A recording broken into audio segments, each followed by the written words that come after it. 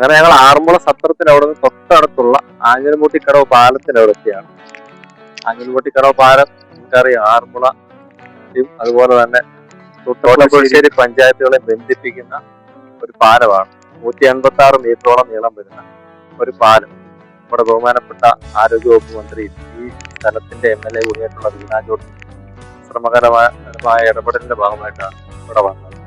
അപ്പൊ ഈ പാലം വന്നതോടുകൂടി തോട്ടപ്പുഴശ്ശേരി പഞ്ചായത്തിലുള്ള ആളുകൾക്ക് ആറന്മുള പഞ്ചായത്തിലുള്ളവർക്ക് തോട്ടപ്പുഴശ്ശേരിയിൽ എത്തുവാനും കോഴഞ്ചേരി ആശ്രയിക്കാതെ കോഴഞ്ചേരി പോയിട്ട് കറങ്ങി പറവായിരുന്നു വരാൻ.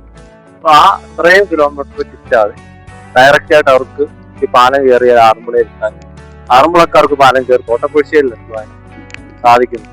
ഇവിടുത്തെ ആളുകളുടെ നിരന്തരമായ ആവശ്യങ്ങളെ തുടർന്ന് വീണ ജോർജ് ഇടപെട്ട് ഏകദേശം 13 കോടി രൂപ ചിലവഴിച്ചാണ് ഈ ഒരു പാലം. 13 കോടി 30 ലക്ഷം രൂപ ബാക്കിയാണ് ഈ പാലം. ഈ പാലത്തിന്റെ പണി തുടങ്ങിയ സമയം മുതലേ ചില ബാഹ്യശക്തികൾ ആളുകളിലേക്ക് ചില തെറ്റിദ്ധാരണകൾ പടർത്തിക്കൊണ്ട്, അതായത് ഈ പാലം ഇവിടെ വന്നു കഴിഞ്ഞാൽ ഇതിൻ്റെ അടിയിലൂടെ പള്ളിയോടങ്ങൾക്ക് സഞ്ചരിക്കാൻ കഴിയില്ല എന്ന തരത്തിലുള്ള തെറ്റിദ്ധാരണകൾ പടർത്തിക്കൊണ്ട് ഇതിൻ്റെ പണി തടസ്സപ്പെടുത്താൻ കൊണ്ട് ശ്രമിച്ചിരുന്ന സാഹചര്യങ്ങളൊക്കെ ഉണ്ടായിട്ടുണ്ട്.